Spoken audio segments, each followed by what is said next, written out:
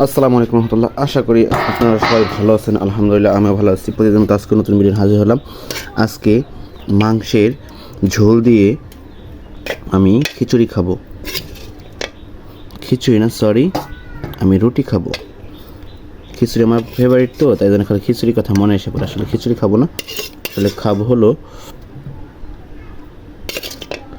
রুটি। আপনারা দেখতেই পাবেন। এখন হয়ে গেছে, রাখলাম এখানে। মায়ের হাতে পরোটা দুইটা নিলাম, ঠিক আছে। আরেকটা নেই, আরেকটা পারবো অবশ্যই। এখানে 3টা রুটি আর একটি ডিম ভাজা। Wow, just wow. এই হলো আজকে আমার সকালের নাস্তা। যদি ভিডিওটি ভালো লাগে অবশ্যই লাইক, কমেন্ট, শেয়ার করবেন এবং চ্যানেলটি সাবস্ক্রাইব করবেন। পরবর্তী ভিডিও আসার জন্য অপেক্ষা করবেন। এবং যাদের মা বেঁচে আছে এইরকমভাবে রান্না করে আপনাদেরকে খাওয়ায়, তারা অবশ্যই কমেন্ট করে জানিয়ে দিবেন। আর আমি সবার মায়ের জন্য দোয়া করি, আল্লাহ যেন সবার মাকে সুস্থ এবং দীর্ঘ আয়ু দান করেন, বাঁচিয়ে রাখেন,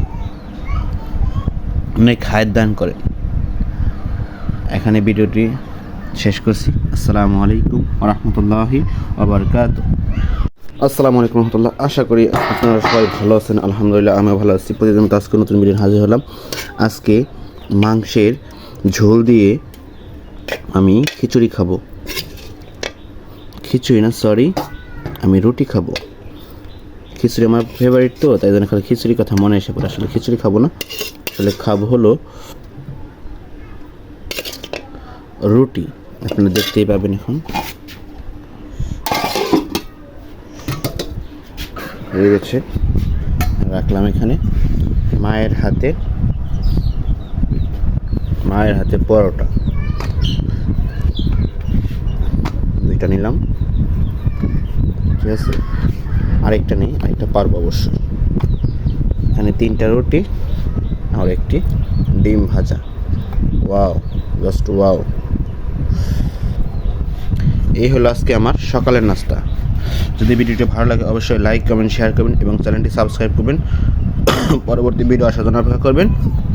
এবং যাদের মা বেঁচে আছে এইরকমভাবে রান্না করে আপনাদেরকে খাওয়ায়, তারা অবশ্যই কমেন্ট করে জানিয়ে দিবেন। আর আমি সবার মায়ের জন্য দোয়া করি, আল্লাহ যেন সবার মাকে সুস্থ এবং বাঁচিয়ে রাখেন, অনেক খায়ের দান করেন। এখানে ভিডিওটি শেষ করছি। আসসালামু আলাইকুম ওয়া রাহমাতুল্লাহি ওয়া বারাকাতুহু।